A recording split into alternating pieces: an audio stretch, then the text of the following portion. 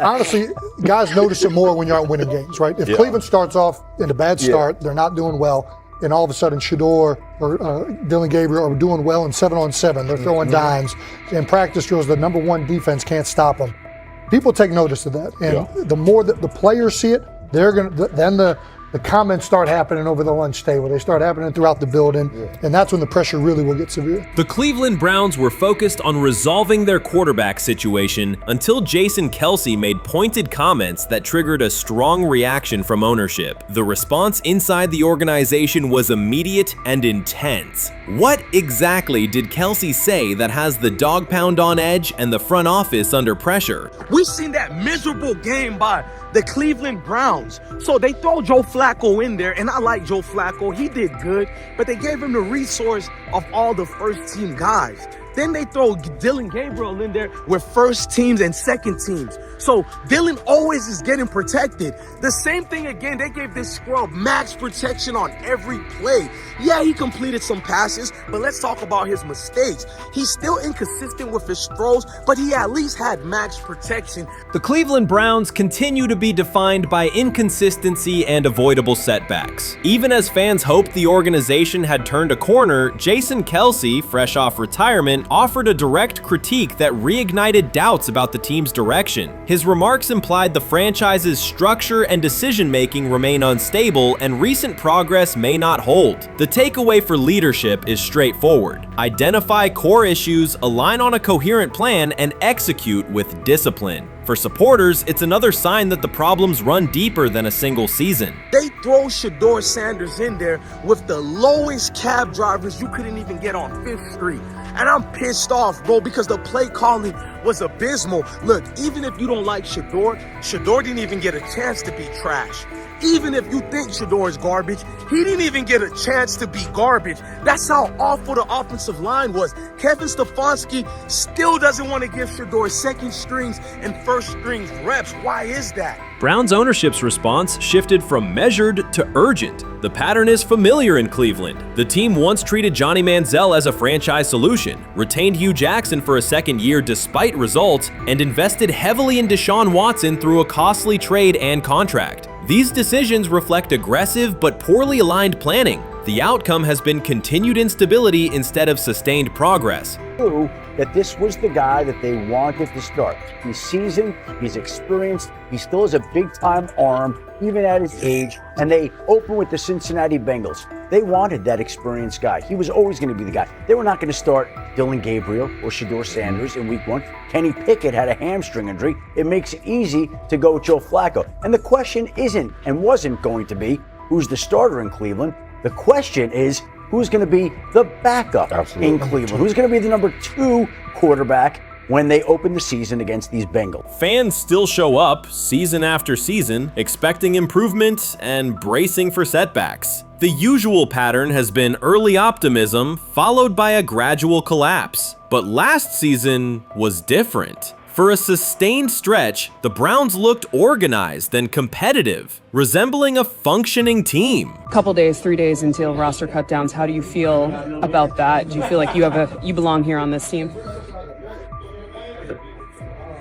Obviously, I think overall as a player, I feel like I put in the work. I feel like everything I do, I try to do it to my best, and that's all I ask for. So I feel like everybody feels like, they should be on the team, and if you ask anybody on the team, would they feel like they belong, in their own eyes. So I feel like I do, but I'm my own player, I think about myself in a high regard. The front office entered the offseason confident. Kevin Stefanski was being praised, and the Dog Pound believed the team had made real progress. Then Jason Kelce delivered a pointed assessment that cut through the optimism. Fresh into retirement, the former Eagles All-Pro and Super Bowl champion said Cleveland still looks like a team patching over issues rather than building a durable contender. Kelce's view was direct. The Browns' structure is fragile, and the roster is too dependent on perfect health at quarterback. He argued the team is one injury away from losing continuity and sliding backward. Because Kelsey has operated inside a stable, championship-level organization, his comments carried weight with players, media, and fans. The reaction was immediate. People took his critique seriously, not as outside noise, but as an informed evaluation of how a successful team should be built. Ownership also felt the impact. Jimmy Haslam's response shifted to urgency, a sign that leadership recognizes the stakes.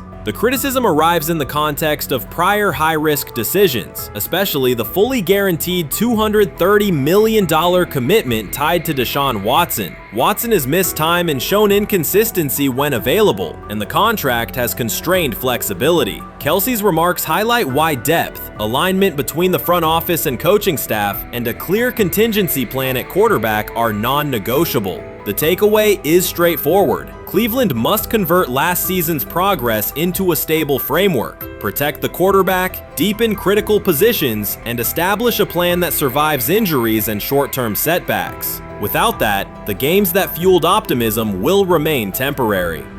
If you're a betting man, who do you think starts for the Browns at quarterback? Okay, this is the situation. Kenny Pickett, they actually traded for him. Joe Flacco, no one's bringing Joe Flacco in the building thinking Joe Flacco's going to be the starter. If Joe Flacco is your starter, You got a problem. you have a huge problem. And if they were saying Shedeur was the starter as the 5th rounder, you got a real problem too, because he passed over all these guys in these reps in the offseason in shorts, in bikini shorts, Speedos and stuff.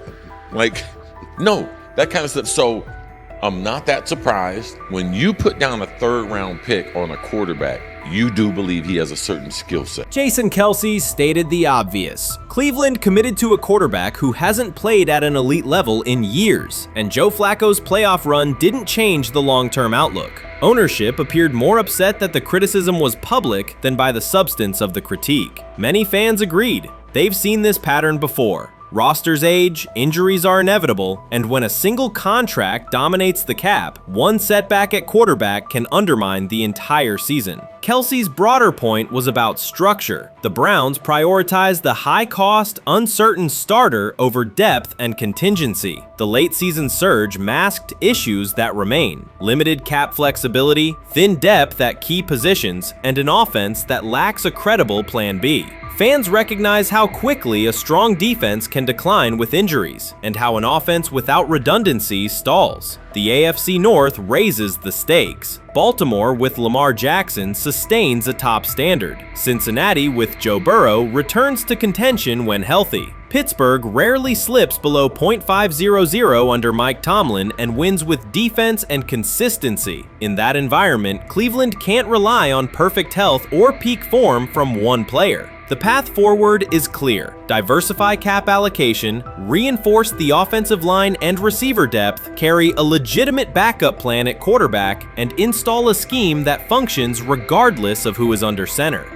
Given what we saw yesterday with Shedeur Sanders, somebody on the Cleveland Browns is 100% getting fired, probably by the end of this year. The person who's probably going to end up getting fired is Kevin Stefanski, because I know that he didn't want Shedeur Sanders on the team. It was Andrew Berry who made that pick. You can't really go against your GM. Bad things happen in this situation. But Shedeur Sanders is not without fault for what we saw yesterday. This is the play that we saw yesterday that has the internet just exploding, where Shedeur Sanders took like a 24-yard sack. Half of the internet is saying that this is all Kevin Stefanski's fault. Cleveland showed progress last season, but the underlying concerns remain. Jason Kelce highlighted them directly. The Browns' long-term plan is fragile, cap-constrained, and overly dependent on perfect health at quarterback. His comments focused attention on structural issues, roster depth, continuity in coaching, and a sustainable offensive approach, rather than a single hot streak. That criticism resonated because it reflected what many around the league already see. Ownership's reaction underscored the sensitivity. Jimmy Haslam has presided over frequent coaching and quarterback changes, and external scrutiny carries weight when it comes from a respected veteran with championship experience. Kelsey's remarks reinforce that last year's Joe Flacco stretch was a short-term solution, not a foundation. So before your final year at Miami, there's a lot of conversations revolved around Shedeur Sanders. Obviously, I'm assuming you guys have a great relationship. Some of the clips you've seen and stuff like that. What is it like for you to have like this rivalry with Shedeur? I don't have a rivalry with him. That's my boy. So at the end of the day, this whole process, we thought me and him were going to be 1 and 2 the whole time. Whether he's 1, I'm 2, whether I'm 1, he's 2. And so that's just always been, our mindset. It didn't go that way. I thought he was one of the better quarterbacks in the draft as well, even throughout college. A lot of stuff out there on him ain't really, the truth, just because they spin it different ways. Like they spin stuff about me different ways. But I mean, when he gets his chance, become a starter, I know he's gonna make the most of it. And I'm ready to get back to work with him, after the season, talk some more stuff to him. Cam Ward directly challenged the uneven standards applied to Shedeur Sanders, calling them inconsistent and unfair. By insisting that performance, not politics, guide evaluation, he shifted the discussion from one player to a league-wide problem. Sanders' treatment now serves as a test of how the NFL supports and evaluates emerging quarterbacks. I feel a special relationship with him, especially me. First getting to know him 5 years ago when I started working with him. But it did surprise me because he's a good quarterback. It doesn't get a lot of credit that he deserves.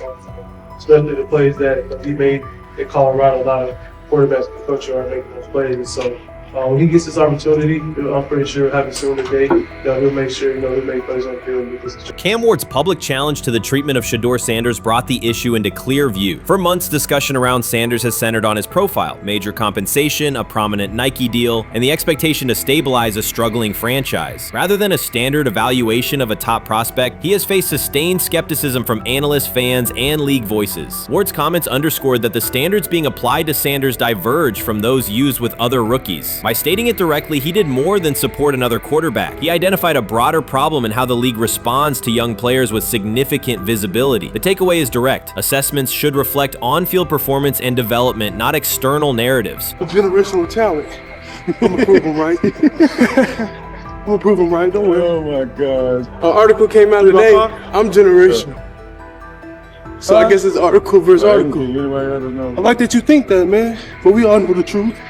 What? Trav gonna be first? You generational, I'm legendary. That's cool. We can be legendary. Legendary, get their ass. We'll start doing in like 5 minutes. Shedeur Sanders entered the league with more than a playbook. He brought a public brand, a family legacy, and expectations unusual for a first-year quarterback. Before his first regular season throw, he was already positioned at the center of attention. Rather than assess him on that reality and his on-field ability, many voices reduced him to marketing, treating visibility as proof of hype instead of performance. Cam Ward pushed back on that framing. His point was simple: judge Sanders by the same criteria applied to other rookies. With Sanders' resume, production, leadership, and composure, most first-year quarterbacks would be discussed as long-term cornerstones. The evaluation should be consistent, focused on development and results, not perception. Look at the process with Shedeur, who I know is a buddy of yours, and how do you think both of you guys will end up doing in the league?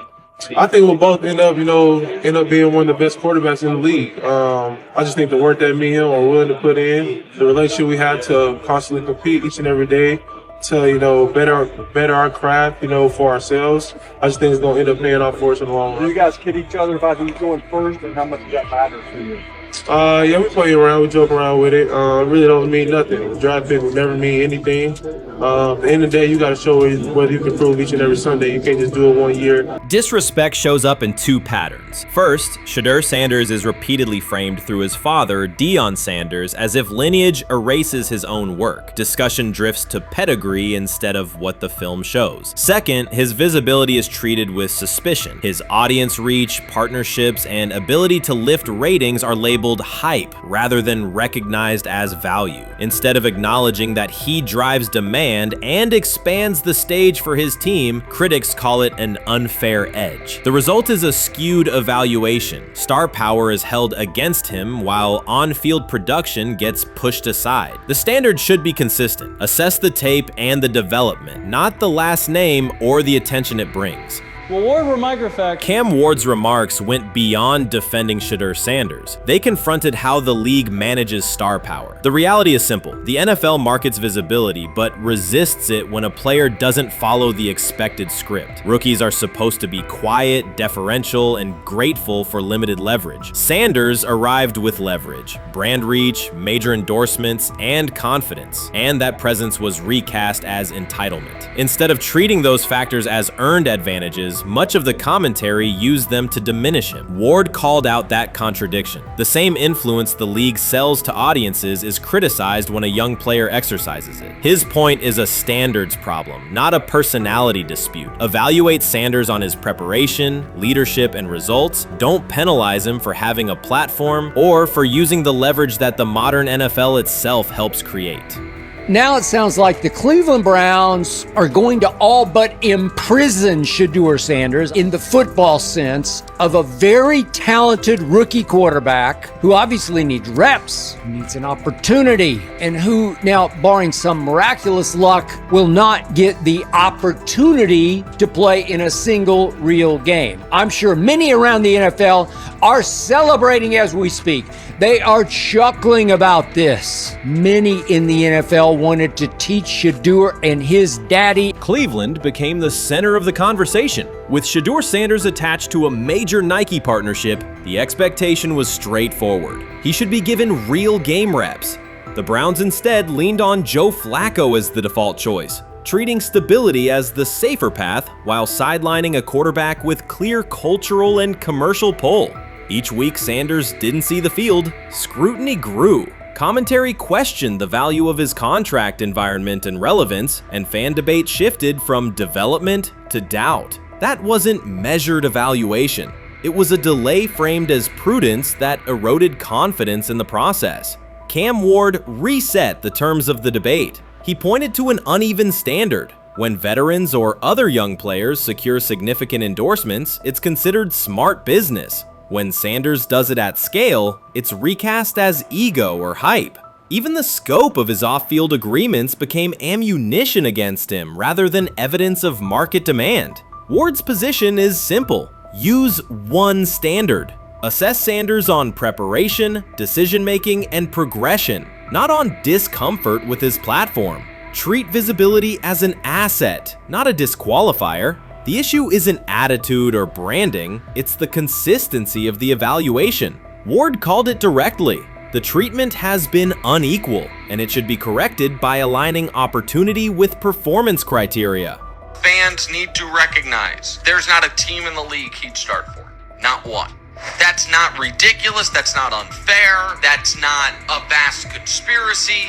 Shedeur Sanders fans are Angel Reese fans. They're just fair weather fans who don't really give a fuck about the sport. Most of them are just Dion fucking groupies that followed him when he went to fucking Colorado, just like Angel Reese's fans had never watched basketball prior to her playing at LSU, and they followed her to the WNBA and don't know shit about the sport.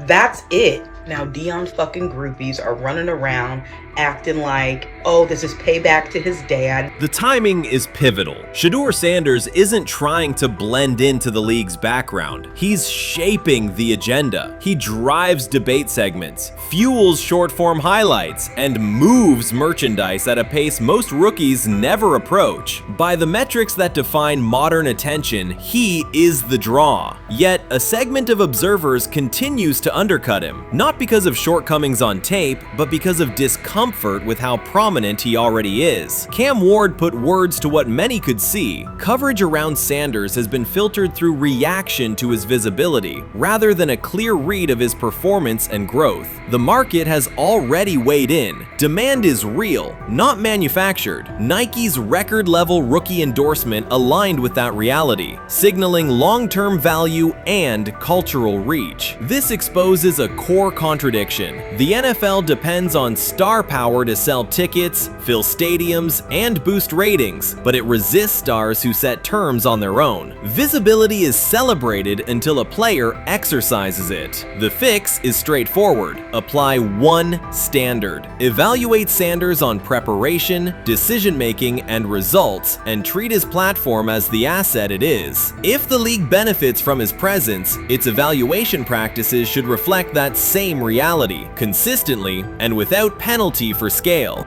Shedeur Sanders does not depend on league promotion. He established his platform before the NFL and continues to expand it on his own terms. That autonomy challenges the status quo. Cam Ward's support was more than a defense of a teammate. It was a warning that if the league holds to outdated expectations, it risks falling behind the very players who drive audience attention and revenue. Claims that Sanders lacks real popularity ignore measurable facts. A large, active following, consistent merchandise demand, and sustained coverage across major outlets. Doubts about his standing as a quarterback overlook his college production and growth indicators. The pattern is familiar. Efforts to minimize him increase his reach. Each skeptical headline widens the spotlight, and each dismissive take creates more engagement. You cannot reduce a player built for visibility by arguing he should be less visible. The practical outcome is the opposite. Scrutiny becomes signal. Sanders is not merely enduring criticism, he is turning it into momentum, converting attention into leverage on and off the field. You can't fire the owner because he can't fire himself.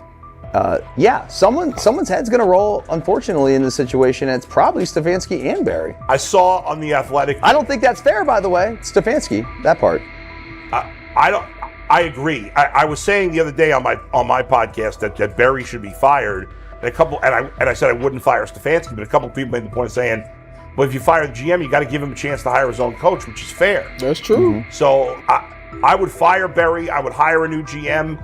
If that GM thinks Kevin Stefanski's a good coach, wants to stick with him. Right. The situation in Cleveland has escalated with the NFL. Sources indicate GM Andrew Barry is prepared to move on from head coach Kevin Stefanski if he refuses to elevate Shedeur Sanders. The Browns are weighing a major quarterback change. Leadership appears to be aligning behind Sanders and pushing for immediate action. This is a high-stakes decision about control and the team's direction. I think it's unfair for me to comment in I guess, maybe on behalf of the industry. All I can say is this, the time that we spent with Shedeur, and what he's done throughout his college career is impressive. He's an impressive young man.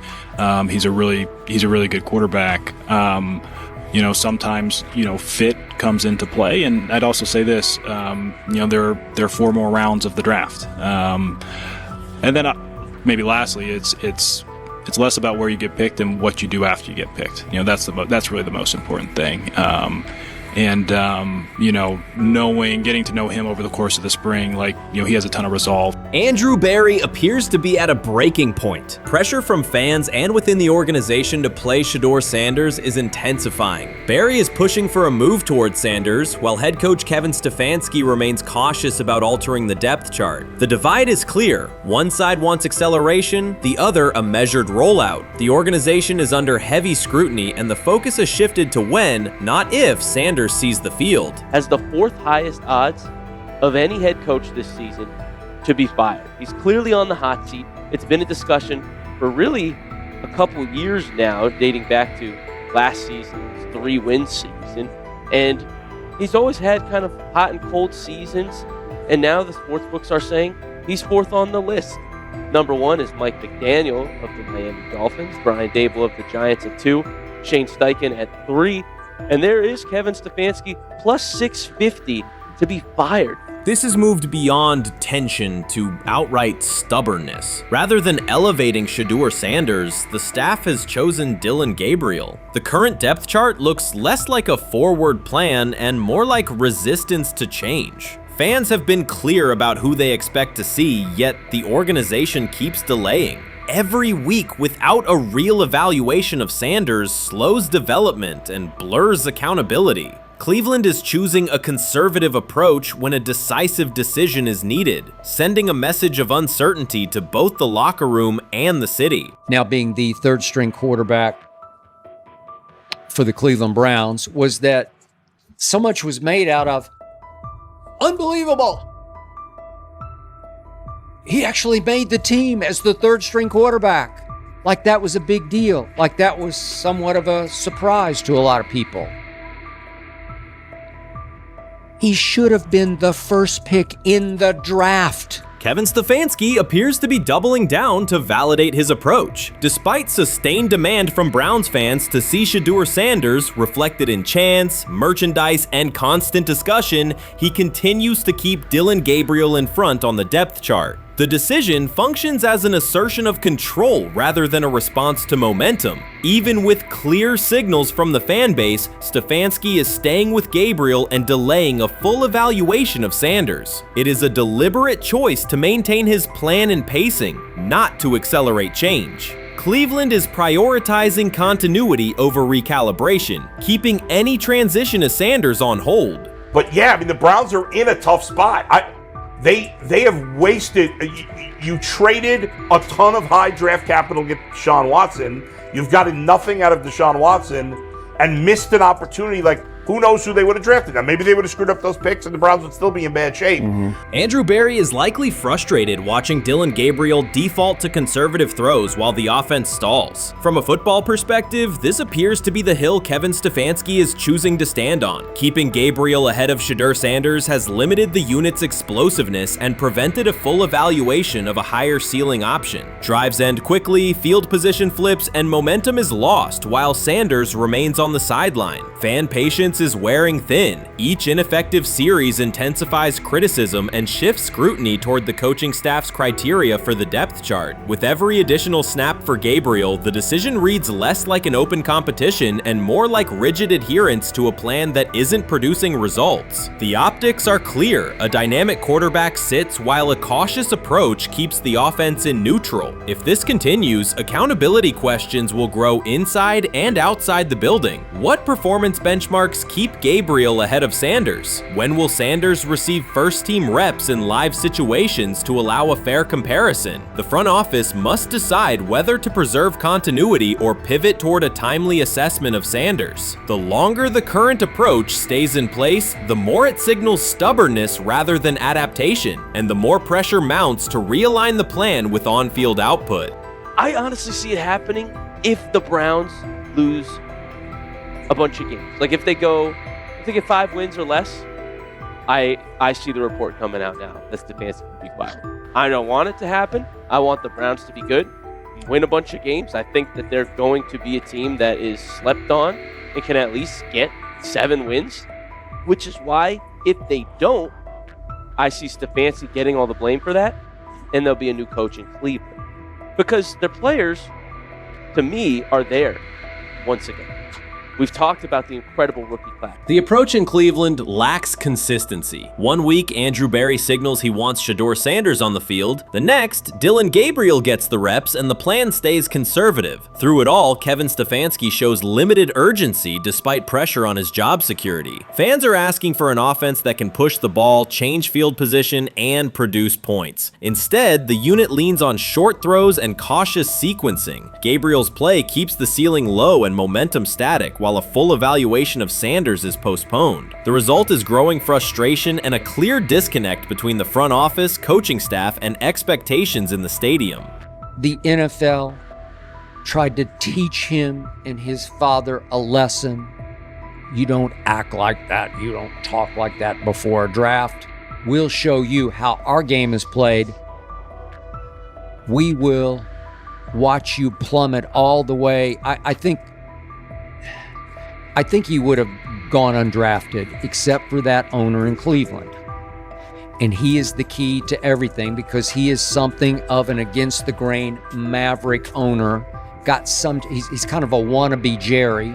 Fan speculation is growing. Some believe Kevin Stefanski lacks confidence in Shedeur Sanders. Others think he's prioritizing Dillon Gabriel for reasons unrelated to performance. A more extreme view claims Stefanski is manipulating outcomes to secure a buyout. Whatever the motive, the risk is clear. This approach is straining his relationship with GM Andrew Berry and alienating the fan base. Pressure is rising, Berry's patience is running out, and supporters have shifted from requests to demands. If the current plan continues, calls for a change in quarterback and accountability will intensify. Urban Meyer's roster history underscores the absurdity. Meyer coached Aaron Hernandez, whose off-field crimes are well documented, along with other players entangled in assaults, academic misconduct, and more. Yet Finebaum singled out Newton, a national champion, Heisman Trophy winner, and NFL MVP, as the worst. This selective condemnation is not new. When Deion Sanders recently suggested implementing an NIL salary cap to restore competitive balance, Finebaum dismissed the proposal and called Sanders a hypocrite rather than engage with the substance. The pattern repeats.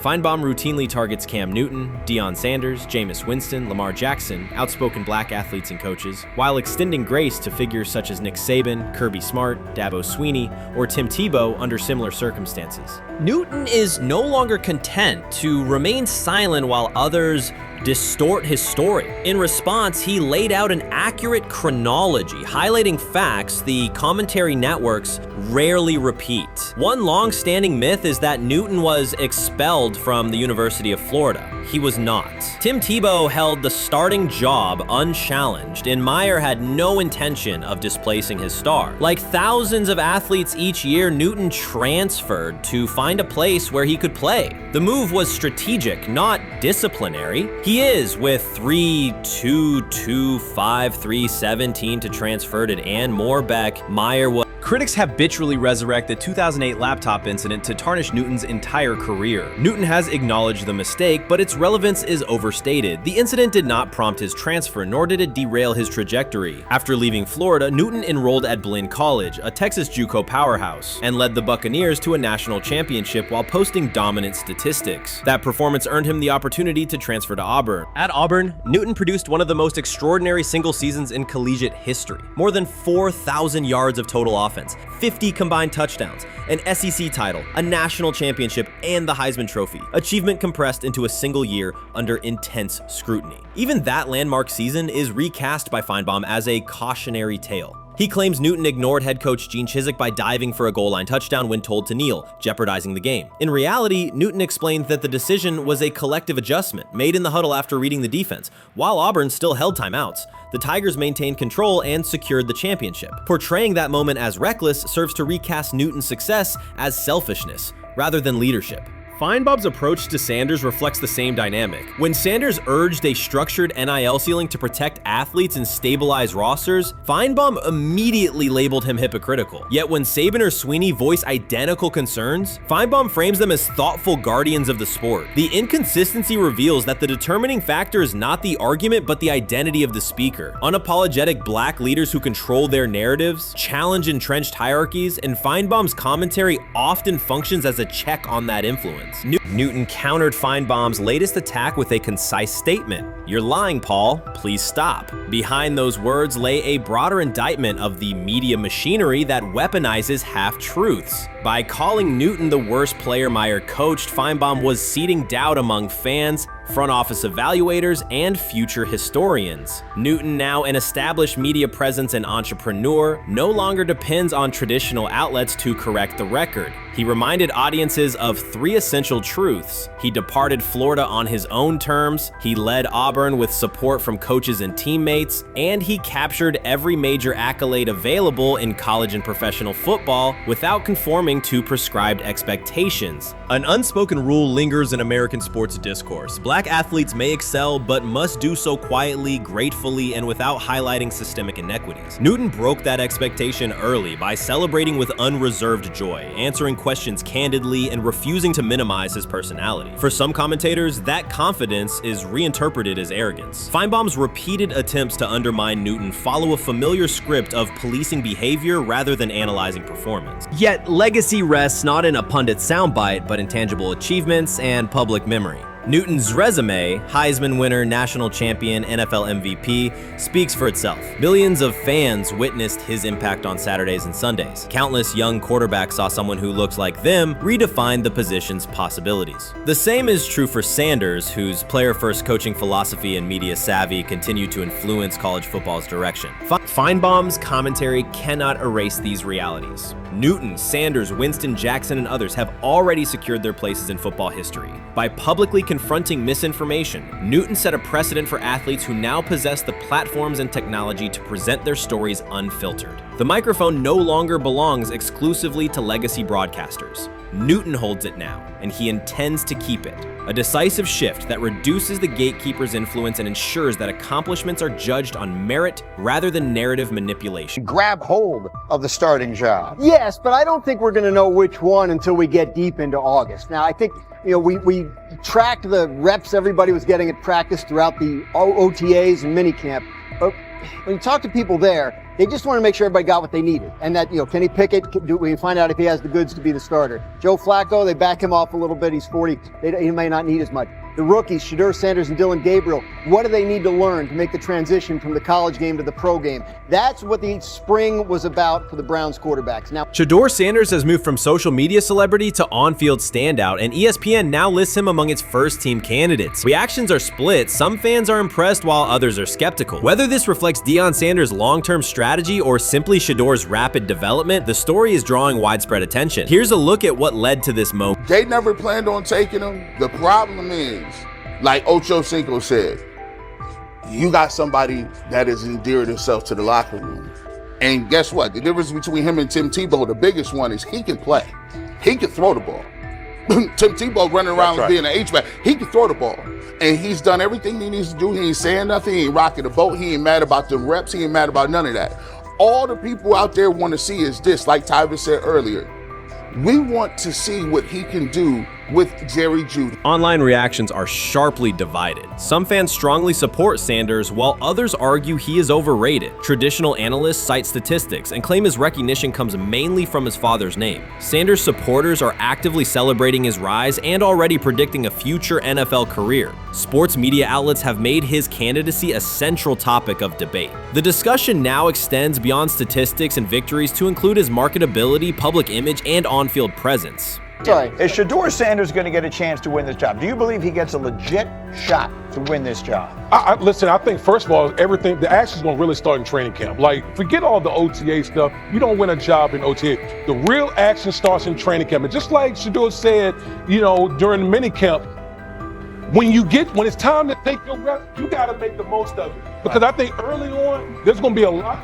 Remember, Joe Flacco didn't hardly practice in OTAs and mini camps because they were giving the young guys. Right. So when he gets his opportunity, he's going to have to make the most of it. Analysts are closely reviewing game footage to evaluate Sanders' decisions and mechanics, while others examine his social media activity to see how he balances content creation with quarterback duty. Shedeur Sanders' placement on ESPN's early first-team list has taken over the college football conversation. Supporters circulate his highlights and argue that his on-field production and leadership justify the honor. Skeptics claim the recognition relies too heavily on his family name and question whether his resume is strong enough for first-team status. Analysts are rewatching game footage to assess his reads, accuracy, and pocket presence, while others examine how he balances a high-profile social media presence with quarterback responsibilities. The debate has pushed other storylines, such as conference realignment and NIL issues, into the background, leaving fans and commentators focused on Sanders' performance, marketability, and overall impact on the sport. I'll keep saying it. I believe Shedeur Sanders should play more games than any other quarterback on this roster this year, because he's the only guy that I look at and say they might have something here. Because I'm telling you right now, they left night one of the draft saying we are taking our quarterback next year. So it's on Shedeur or Dylan or Kenny, probably not Joe, to change their mind. To change their mind. But you got to find out. You gotta find out. Opinions differ on whether Sanders is benefiting from his family name or simply showing real progress, but the attention is undeniable. Social media is flooded with edited images elevating him to legendary status. Critics argue the first-team nod is driven by hype and marketability, while supporters point to his flashes of strong arm talent, field vision, and decision-making. Regardless of motive, the announcement has dominated the football news cycle and intensified debate over how much of his rise is performance-based versus media-driven. Highlight reels rarely show Sanders' turnovers, late-game mistakes, or inconsistent stretches. Being named to a first-team watch list suggests sustained dominance, something Sanders has displayed only in flashes. His selection appears driven as much by brand recognition and media appeal as by performance. ESPN's decision has intensified debate. Data-driven critics post statistics that question his resume, while passionate supporters predict awards and future NFL success. Commentators recall a time when first-team consideration required years of proven excellence. Yet many fans already see the announcement as confirmation that Sanders is on track for major college football honors. Shedeur Sanders has earned first-team reps when training camp commences later in July. I'm not saying like he's the first guy up when you do 11 on 11s, day 1, 2, 3, 4, 5 at training camp. I'm not necessarily saying that. But he's the one quarterback that we didn't get a chance to see take reps with the ones. But I think Shedeur has a chance to make this conversation interesting if he gets those reps with the ones and he has the same success that he did with the 2s, the 3s, and the 4s. I have confidence he can show you something, but I got to see it. We all got to see it before we can actually judge that. Some believe Deion Sanders is already preparing for an award ceremony, while others are furious, threatening to protest ESPN's credibility over Shedeur's first-team mention. Critics argue that honoring Sanders without a full season of elite play undermines college football standards. Supporters insist his performance and profile justify the recognition. The debate reflects a broader clash between traditional merit-based evaluation and modern brand-driven visibility. In today's landscape, first-team consideration is no longer only about statistics. It also involves marketability and audience engagement. Whether welcomed or rejected, Sanders commands attention and embodies the sport's shift toward both performance and personal brand. I view things as I got time. I got time to be able to grow and mature, and be able to understand the ins and outs of the defenses and be able to get the good insight from the vets in the room. So I look at it as, a plus. And whenever, it's time for me to play. Shedeur Sanders rolled into Browns camp and instantly made the whole practice feel like a recess pickup game. NFL vets suddenly looked like they'd forgotten the playbook and were just trying to keep up. With that being said, I see some balls coming out of Shedeur Sanders at that camp, and I'm like, kind of looks like a guy. Yeah, I'm reading. He can sling it. Read the team. I see him, some of the veterans, how they talk to him, mic'd up, see what he's doing in the community. Talking about Njoku there? Njoku, Mike Knapp. Yeah, once you see, different little interactions and things like that, I know he has the talent. We'll see. It'll be a competition that usually brings the best out of guys, especially young guys. So I'm interested to see how that quarterback situation. Right after Shedeur Sanders tightened his cleats and the Browns settled in for what they figured was a routine camp day, the whole vibe tilted sideways. No blazing comet, no UFO touching down at midfield, just a swagger-charged quarterback striding in like he'd crashed the wrong league and thought, yeah, I'll stick around and run this show. The Browns had no clue what storm was rolling in. You'd expect an NFL team to do a quick scout, maybe pull up a highlight reel or two, but nope. They greeted Shedeur with a shrug, only to watch him seize the field on snap one and run the whole operation like a seasoned pro. First and foremost, he's been the best quarterback in camp. Now look, Joe Flacco ain't had many opportunities. It was a whole day I saw he didn't throw the ball at all. Here's my theory on the situation. They already know who's starting in the number 2 is. They already know. Joe Flacco and Shedeur Sanders is already locked up. You're missing the boat, people. You're missing the boat. Your boy, Kenny Pickett and Dylan Gabriel, oh, they're fighting. Shedeur didn't merely clock in, he hijacked the session. One moment he's loosening his arm, the next he's roasting veteran QBs like faded names on busted draft boards. Defensive coordinators everywhere had the same gut punch reaction. Uh-oh. His pocket poise? Straight disrespectful. His timing? Psychic. And every pass left his hand like it was laser guided to its mark.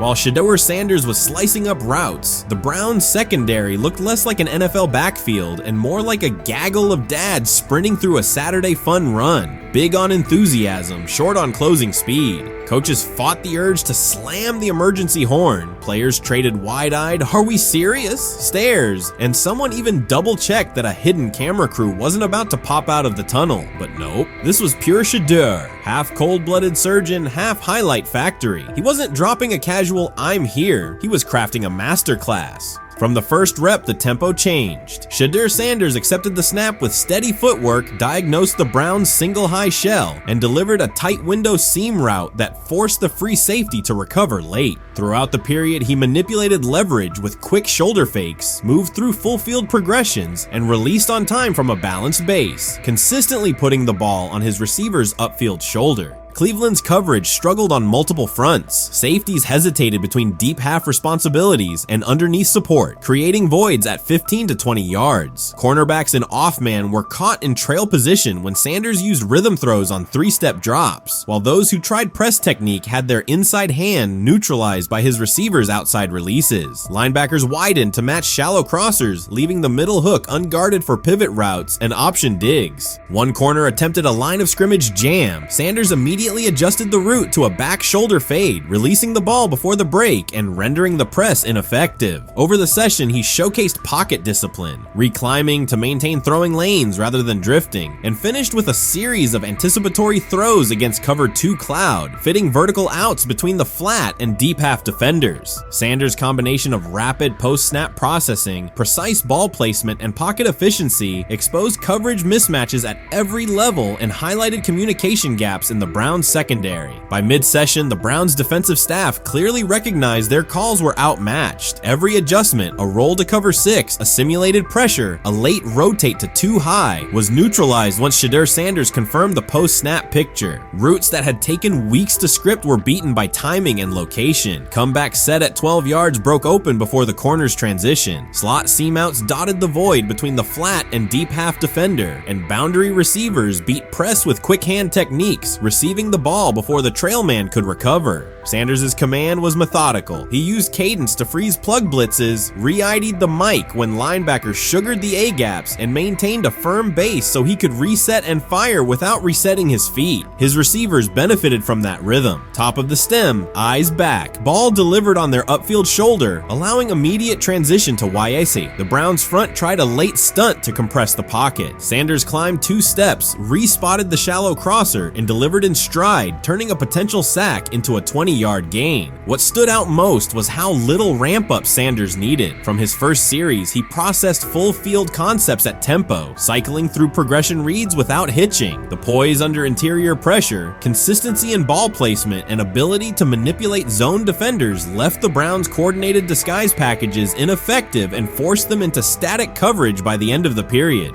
In short, Sanders' efficient mechanics, rapid processing, and anticipatory accuracy rendered Cleveland's defensive game plan ineffective at every level, from pre-snap disguise to post-snap spacing. Imagine there's many people that think Dylan Gabriel's a better quarterback than Shedeur Sanders. I don't care where they were drafted. And if the Browns are the one team that thinks that, then I'm going to suspect it's not true. They don't know what listen, They've been on every quarterback evaluation for 30 years. Right. I never root against anybody. Yeah. But I'd be surprised if Dylan Gabriel's ever a legitimate starting quarterback for the Cleveland Browns. I'd be surprised. I just don't think. Well, then it is a wasted pick because you took him in the top 100. Yeah, but potentially. Yeah. May get away with it because of Shedeur. An edge rusher chirped at Shedeur Sanders between snaps, hoping to shake his rhythm. On the very next play, Sanders answered with a 30-yard laser, a deep dig from the boundary side that split the single high safety and the trailing corner. He hit the top of a 5-step drop, kept a firm base, and delivered on time to the receiver's outside shoulder, turning what should have been a routine rep into a sudden change explosive. From that moment on, every coverage wrinkle the Browns tried, rotating from cover 3 to quarter half, flashing a Tampa 2 shell, mugging both A-gaps, was met with a precise counter. When corners pressed, Sanders adjusted the route to a back shoulder fade. When safeties widened, he checked to a glance post. When linebackers bailed, he found the running back on a delayed option out of the backfield. Even late simulated pressures couldn't move him off his spot. He simply climbed, reset his feet, and fired. As Cleveland's defenders rotated through checks, Sanders manipulated them with cadence and eye discipline. He froze weak side safeties long enough to create intermediate windows, then feathered the ball into those lanes before help could arrive. When the Browns finally dropped 7 and matched every route, Sanders tucked the ball and converted 2 separate 3rd and 6 situations on the ground, reminding everyone that his mobility is as calculated as his arm. By the end of the session, the defensive coordinator's call sheet looked obsolete. Sanders had neutralized blitz looks, exposed spacing issues in zone, and forced the unit into static base coverage just to survive the period. It wasn't a camp drill anymore. It was a clinic on timing, processing speed, and controlled aggression, delivered snap after snap by a quarterback who never needed a warm-up lap to own the field. They never planned on taking him. The problem is, like Ocho Cinco said, you got somebody that has endeared himself to the locker room. And guess what? The difference between him and Tim Tebow, the biggest one, is he can play. He can throw the ball.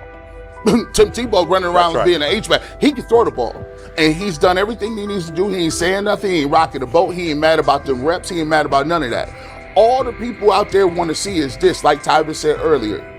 We want to see what he can do with Jerry Jeudy. That's it. I want to see what he can do with David Njoku. I want to see him with Junkins. I want to see him with the first running backs. If you are cooking, if you are beating down the doors with the 3s and 4s, guess what? You deserve more. From the first team period on, Cleveland's secondary looked a step slow. A deep third safety hesitated on a post-snap rotation, leaving Shedeur Sanders free to climb the pocket and fire a 22-yard out that arrived before the defender could plant and drive. The supporting cast around him, players fighting for roster spots, not Pro Bowl invites, benefited from his command. Sanders used tempo to control the defensive front, altered protections at the line, and located throwing lanes so quickly that one receiver didn't register the catch until he crossed the goal line. As the Browns tried new personnel groups, coverage busts multiplied. Starters slipped out for hamstring stretches while rookies rotated in, only to find the ball arriving on their blind side before they'd completed a midpoint squeeze. On a later 3rd and long, Cleveland finally closed the interior rush lanes, compressing the pocket with 3 defenders. Sanders pivoted through the traffic, stepped into a narrow escape window, and, without resetting his shoulders, whipped a no-look pass to the boundary curl for a fresh set of downs. The throw turned a potential sack into an explosive play and left the coaching staff scrambling for answers. The people who are fascinated by Shedeur for whatever reason, whether it's his play, I guess, last year was kind of fun. If you're just like a guy who grew up like loving Deion Sanders and passed that love on down to your kids, I can see why you're like that. The one thing I will give them is you're looking at this quarterback room. If you're a fan of Shedeur and say, why can't he go beat Dylan Gabriel or Joe Flacco or Kenny Pickett? So I do understand that part of it, right? Because why not? Why couldn't he be the Brown starter in October or November? That looks like a quarterback room where everyone will get a chance to start. When he led college football in completion percentage and he threw almost 40 touchdowns for over 4,000 yards, how tall was he? Because they make it seem like he shrunk all of a sudden, RC. Oh, how lively was his arm? Because all I know is somebody did that. Somebody threw for over 4,000 yards, somebody threw for almost 40 touchdowns, and somebody led college football in completion percentage. Now, I'm trying to figure out, what I try to figure out all the time, Mel, is how a guy that hadn't played football in almost 5 months. Shannon Sharpe has publicly defended Shedeur Sanders and criticized those questioning him. Sanders has earned higher recognition and some fans are responding negatively. Although there's debate about whether he belongs on a second team list, Sharpe maintains that Sanders' career is clearly ascending. Reactions on social media are mixed. Some users are angry, others are surprised, and a few say they anticipated this result. The conversation remains active. When reports confirmed that Shedeur Sanders had been elevated from second team to near top tier status, Shannon Sharpe issued an emphatic response. He delivered a detailed rebuttal to critics, underscoring why Sanders deserved the promotion and directly challenging those who doubted the decision. I don't think that he was underprepared during these meetings. I don't believe any of these stories that he showed up arrogant and that he was bombing his interviews. I mean, you watch the film, he's on time, he's on point. You watch his interviews, he answers like a 10-year NFL veteran. Like, he's clearly dominating OTAs. It's every single day there's a new report of how well he's doing for the Browns in OTAs. And I mean, you can say what you want, it's just OTAs. Okay, if that's your new narrative, then he's doing exactly what he needs to be doing. He's on point, he's on time, he's getting the respect of his teammates, and he's making plays. So we're gonna see years down the line, something's gonna come out that I don't know what exactly it was, but something will come out. Critics have been waiting for an opportunity to dismiss Sanders. They labeled him overrated, accused him of benefiting from nepotism, and claimed his profile came only from his last name and polished image. Within their own echo chamber, they cited every game in which he fell short of huge passing numbers as validation of their doubts. Since Sanders has begun receiving formal recognition, criticism has escalated. A wave of self-appointed analysts is dissecting his throwing mechanics and team role, and many online commentators now argue that his promotion reflects deeper problems within the sport. Shannon Sharpe rejected each criticism directed at Shedeur Sanders. During the broadcast, he turned a routine segment into a detailed examination, acting as presenter, interrogator, and fact-checker. Sharpe walked viewers through game film, season statistics, and scouting reports to show why Sanders merited his recent promotion. Whenever a panelist claimed Sanders had not earned the role, Sharpe countered with completion percentages, efficiency ratings under pressure, and documented late-game drives that changed outcomes. He stressed that the backlash was driven less by on-field evidence and more by reluctance to revise earlier opinions. Sharpe argued that critics were upset not because Sanders lacked qualifications, but because his progress contradicted their initial narrative. By the end of the discussion, Sharpe had moved past simple defense and reframed Sanders as a clear example of performance-based advancement, demonstrating that early predictions can be wrong. Never heard of no Dylan Gabriel or Tyler Shock. What the hell is that? So how is Shedeur Sanders going behind them? I'll tell you how. Collusion. 4 different times they passed on him. How the hell does that happen? 4 rounds. It doesn't happen to a quarterback. We've never seen anything like this before.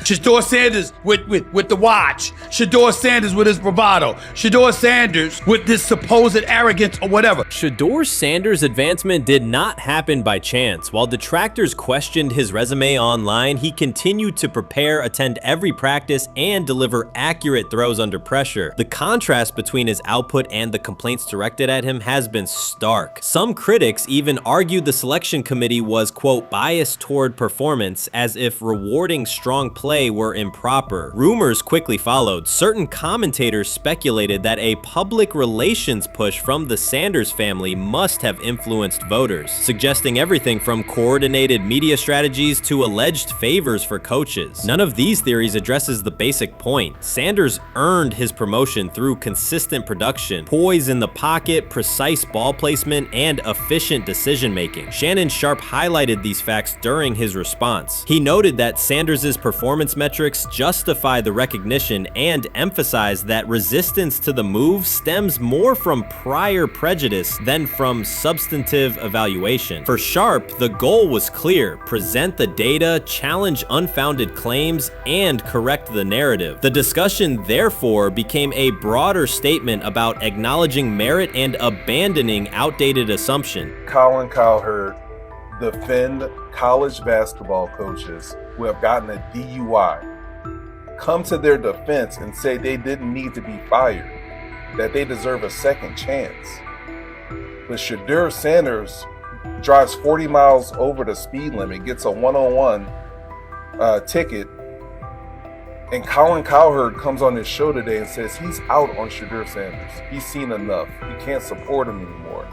He can't be in the Shedeur Sanders camp because of this speeding ticket. Shannon Sharpe addressed commentators who portray constant doubt as expertise. Those who discount strong performances with "we'll see" but declare bust after a single mistake. He noted their belief that progress only counts if an athlete visibly struggles. Sharpe's response was methodical rather than emotional. He presented evidence, cited statistics, and calmly refuted each claim. Following his remarks, several critics began revising or deleting earlier posts, recasting themselves as longtime supporters of Shedeur Sanders despite having questioned him for months. Sharpe insists on accountability, naming specific individuals and dates while requesting public acknowledgement of prior errors. He argues that analysts cannot spend months undermining a player's potential and then quietly adopt a supportive stance once the athlete succeeds. These are serious, big-time, top-of-the-line playmakers that they have. If you can go 45 to 42 in the fourth quarter because your quarterback set the school record with 510 yards passing. He was flawless. Shedeur is big time. I didn't know for sure, will it translate to the next level of competition? Yes, it might translate to the next level of competition as he can play. Critics who once claimed Shedeur Sanders was unprepared now hesitate to acknowledge their mistake. They resist retracting earlier comments and struggle to accept that an athlete can succeed without their approval. Sanders continues to share practice clips and game highlights without engaging the debate, while Shannon Sharpe documents every dismissive remark, ready to revisit them on national television. The disapproval did not slow Sanders. It underscored his progress and exposed the gap between perception and performance. As a result, the conversation has shifted. Analysts who doubted him now describe him as undervalued and publish detailed evaluations of his mechanics and game management, suggesting long-standing familiarity with his career. In a matter of weeks, critics have recast themselves as advocates, demonstrating how quickly opinion can change when consistent results leave little room for doubt. Shannon Sharpe signaled that his commentary is not over. He considers Sanders' advancement a positive outcome for every athlete who has been overlooked or criticized for having confidence. Sharpe stressed that analysts do not have the authority to determine who deserves recognition based on personal preference. The reaction to Sanders' promotion, he argued, revealed how quickly opinions can shift once results are undeniable. Sharpe pointed out that many vocal critics became quiet when confronted with objective performance data. This exchange, Sharpe insisted, reached beyond defending a single quarterback. It challenged the practice of dismissing achievements that do not fit familiar narratives. He reminded viewers that success does not require external approval and that consistent talent will surface despite online commentary intended to minimize it. While critics reconsider their positions, Sharpe remains steady, assigning credit to the athlete and allowing the scoreboard to confirm the argument. In his view, the statistics speak clearly enough. Sharpe also emphasized that the intensity of the backlash must be placed in context. College football is a volatile environment where unexpected outcomes are common. Therefore, declaring failure based on incomplete evidence only weakens the credibility of sports analysis. The discussion underscored the need for measured evaluation rather than reactive judgment. Dak Jackson Yes. and him and everybody else that we Yes, talked to have agreed. said that Shedeur looks good. He looks really good. Yes. He looks better. And we got Zach that say Dylan Gabriel ain't even an NFL quarterback. It's true. So how is it that this man can't get a rep with the ones, but that non-NFL 100%. quarterback can? We all what agree with sense does that, that yes. make? Some observers now claim that recognizing Shedeur Sanders' strong performance undermines football's traditional standards, even though they previously argued he received coverage only because of his father. Faced with Sanders' current statistics, those critics are searching for explanations that fit their earlier narrative. The data have always been clear. Their earlier objections ignored that fact. Shannon Sharpe is openly highlighting this reversal, comparing past negative remarks with Sanders' recent 400-yard games to demonstrate the gap between criticism and evidence. Sharpe did not force these commentators to backtrack. He simply displayed their earlier claims alongside Sanders' results, allowing the contrast to speak for itself. You made an interesting point. So I tend to have the drip, drip, drip. This was my Johnny Manziel theory, is that everybody makes mistakes, especially when you're young. But if I see 2, 3, 4, 5, then you've got a plumbing issue. It's not just you didn't close the faucet. So there's about 6 pieces of video in college where Shedeur was a little bit of a brat, whatever. Then there's the legendary cringy draft room. Didn't love that as a B prospect. Then there's back-to-back speeding tickets, both over 90, and a missed arraignment. The NFL is navigating unexpected headlines after a former Browns coach publicly defended Shedeur Sanders in response to reports of multiple speeding tickets. The coach's statement has sparked extensive online debate. Supporters welcome the show of loyalty, while critics question the motive. Sanders now finds himself at the center of an unforeseen controversy, and observers want to know why a Cleveland coach is standing so firmly in his corner. The story is developing rapidly and continues to draw intense attention. When it came out that he got a speeding ticket, I said it's not really that big a deal. I feel very differently about it now. Over 40 miles an hour over the speed limit, less than 2 weeks after you just got a ticket. I don't know if that's entitlement or immaturity. There's got to be some teams that are feeling very good right now that they didn't draft him. Observers are focusing on Shedeur Sanders' recent speeding ticket, treating the violation as a measure of his character and sidelining his athletic, academic, and philanthropic accomplishments. The incident, driving 15 miles per hour over the limit in a borrowed Lamborghini, has drawn sharp criticism. In response, a former Cleveland Browns coach has taken the opportunity to comment, even though the franchise is widely viewed as unstable due to its frequent coaching changes and limited on-field success. By defending Sanders, he presents himself as an authority on discipline and leadership. The statement, coming from an organization seldom praised for stability, has nonetheless attracted considerable attention across the league. You want to defend him a little bit. I thought this was an interesting take. Yeah, I thought it was really interesting that you said you were out because of the speeding tickets. To me, that's such a minor thing. You were so high on him in terms of his completion percentage in OTAs, and I thought that was a little aggressive on your part. But with the speeding tickets, I got a speeding ticket the first night of the draft, my first year there. I thought maybe I'd get the benefit of the doubt, but they gave it to me anyways.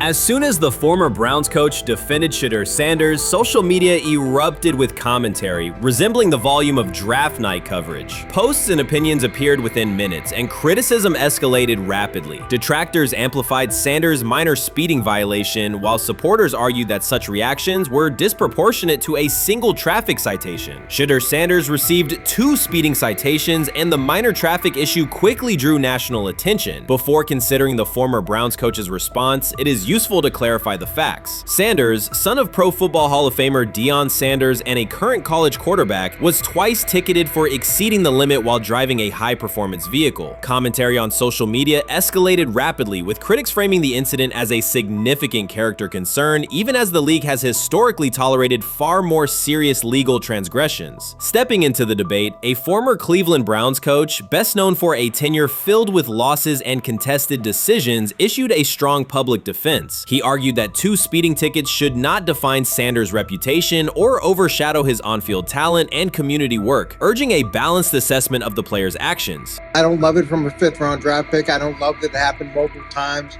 but I do think that this is the first time he's been away from his dad, and there's gonna be some growing pains now.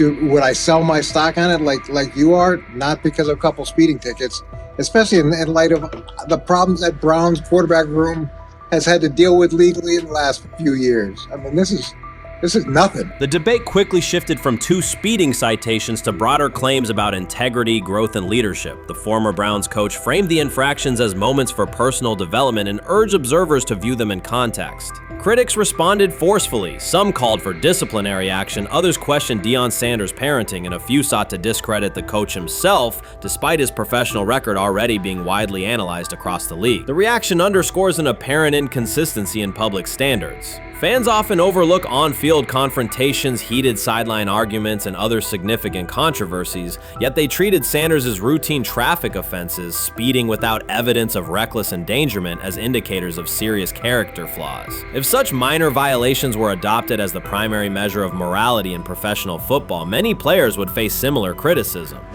Sports media amplified the story almost immediately. Television panels dissected Shedeur Sanders' decision-making, treating 2 speeding tickets as indicators of deeper character concerns. Networks aired detailed segments under banners such as red flags and road rage, repeatedly questioning whether the citations might affect his draft evaluation. Although Sanders is already regarded as a first-round prospect, analysts emphasize that NFL teams value discipline and legal awareness when forming final assessments. Many commentators overlook the fact that other high-profile players have faced more serious offenses without similar scrutiny. Throughout the coverage, the former Browns coach defended Sanders, portraying him as a talented quarterback subjected to disproportionate criticism in a culture that expects near-perfect conduct. His argument was thorough and methodical, asserting that the traffic violations should not overshadow Sanders' skills, work ethic, or future potential.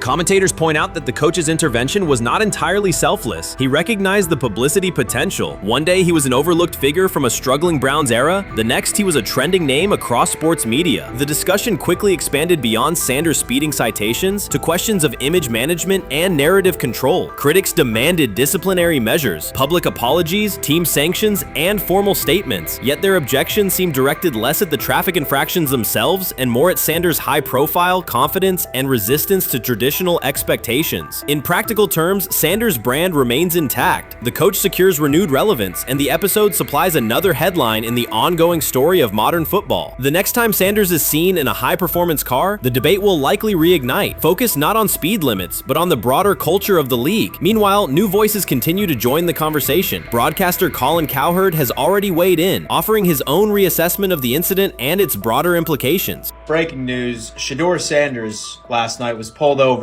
going 100 miles per hour. All right, he clocked 101, 41 miles an hour over the speed limit in Cleveland.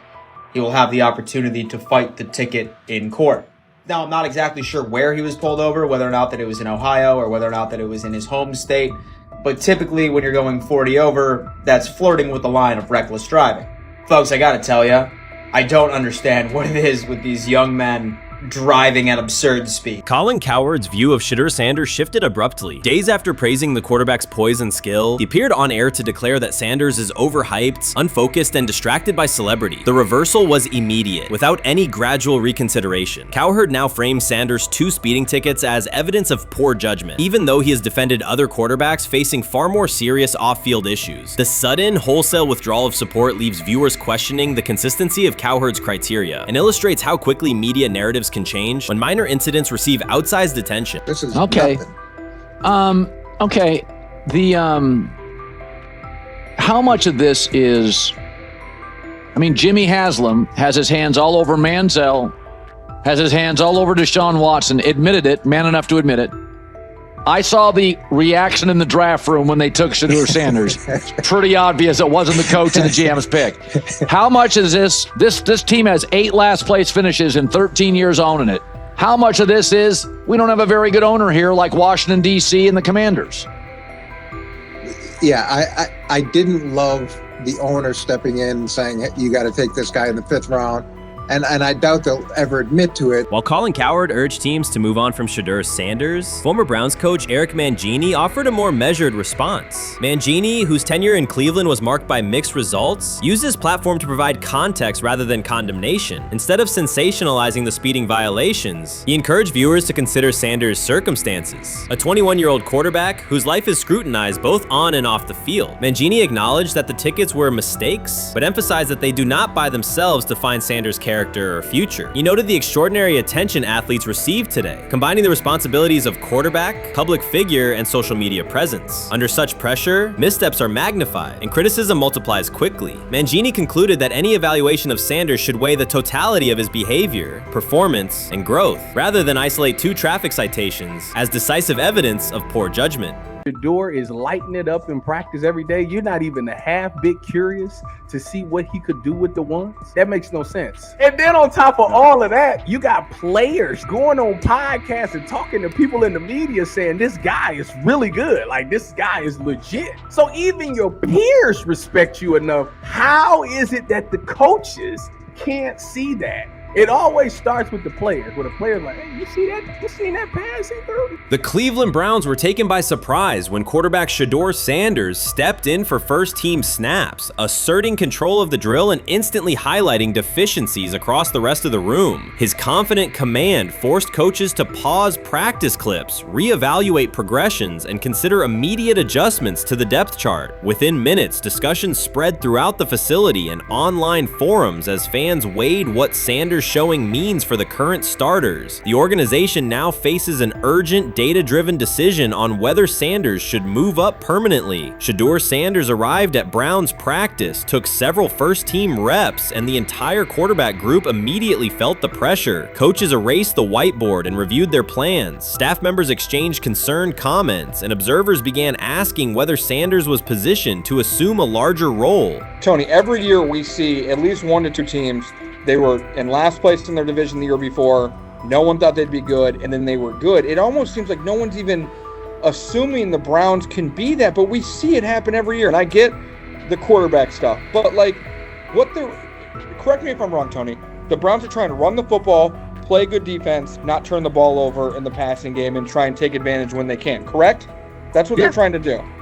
That was the 2020 offense. The Cleveland Browns are still searching for stability at quarterback. Deshaun Watson is yet to deliver consistent starter-level production that justifies his contract, and each game renews doubts about whether he can regain peak form. Behind him, rookie Dorian Thompson-Robinson shows promise but remains inexperienced and unpolished. Coaches are evaluating alternatives each week and may need to adjust the depth chart if progress stalls. The roster around them is built to contend now, so ongoing uncertainty under center is increasingly costly. As we talk about, we do believe in best player available. We do believe in positional value, and we didn't necessarily expect him to be available in the in the 5th round, and so we love adding competition to every position room and adding him to compete with the guys that are already in there. We felt like that was the appropriate thing to do. The Browns quarterback group is unsettled. Deshaun Watson has yet to provide the reliable, high-level play his contract demands, while rookie Dorian Thompson-Robinson remains promising but unpolished. Depth behind them consists mostly of veterans whose experience lies more in holding clipboards than leading offenses. The coaching staff needs an immediate answer, not a 3-year development project. Shedeur Sanders enters as that potential solution. At Colorado, he passed for more than 3,200 yards despite working behind one of college football's poorest offensive lines, consistently demonstrating poise, quick processing, and accurate ball placement under heavy pressure. Film shows steady reads and disciplined footwork, traits that offset concerns that his profile is built on family name or media attention. Cleveland viewed the signing as a low-risk, high-reward move. Early in camp, Sanders received a handful of first-team snaps intended merely as an evaluation. Those plays quickly changed practice tempo. The ball came out on time, receivers hit their landmarks, and the defense struggled to adjust. Coaches immediately expanded the review using phrases such as evaluate every option, an indication that the depth chart was no longer fixed. Watson sensed the scrutiny. Thompson-Robinson increased his urgency. Within minutes, competition in the quarterback room intensified. Sanders repeated that performance in subsequent sessions. His footwork remained clean, progression sharp, and throws firm and precise. Each strong rep forced staff to reassess the plan to keep him buried on the developmental track. The broader context magnifies the pressure. Cleveland's roster is built to contend now. Fans are weary of quarterback turnover, and the front office cannot afford another costly misstep under center. Around the league, rookie passers rarely wait multiple seasons anymore. Joe Burrow, Justin Herbert, CJ Stroud, and even late pick Brock Purdy established that precedent. If Watson opens the regular season and struggles, public calls for Sanders will grow, especially if the rookie flashes in preseason. Alternatively, another team could attempt to acquire him if Cleveland hesitates to elevate his role. Each scenario underscores the same reality. Sanders' emergence has turned a routine camp evaluation into a critical decision point for the franchise.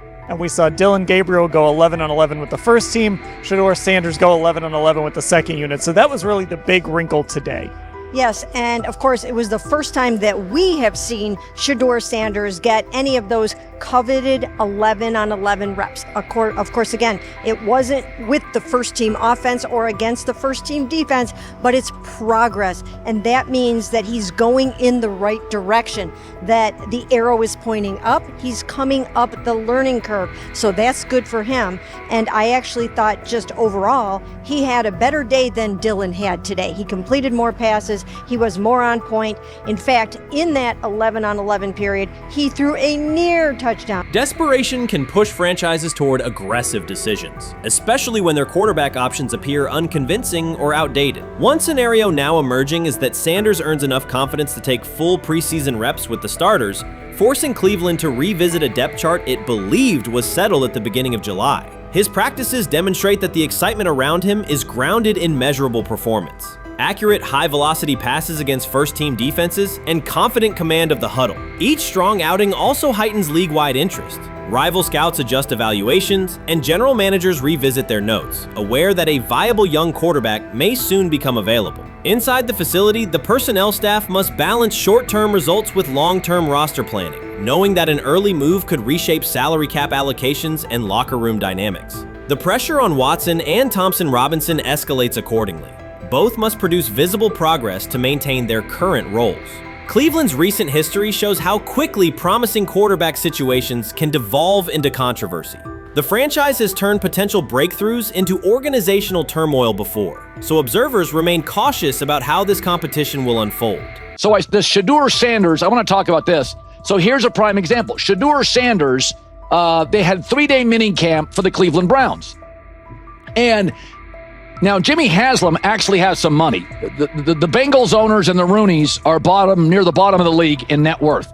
But what the Browns have is what I would call the Buffalo Bills used to have this years ago, pre-Josh Allen. What are Browns veterans saying about Shedeur Sanders behind closed doors? According to internal discussions, the feedback goes beyond casual praise. Several veterans describe his performance as franchise level. Private locker room conversations compare his command of the offense to established starters. And one senior assistant reportedly called him Sunday ready after a single walkthrough. The consensus is that front office staff and coaches have taken serious notice. Inside the Browns facility, informal conversations circulate among players and coaches. These remarks carry significant weight in personnel evaluations and often influence practice rotations. When veterans speak this strongly, the message typically reaches decision makers quickly, especially during roster planning. In short, the internal perception of Sanders is already affecting how the staff views the current quarterback depth chart. Browns vets kind of weigh in on Shedeur Sanders and how he's been since he arrived in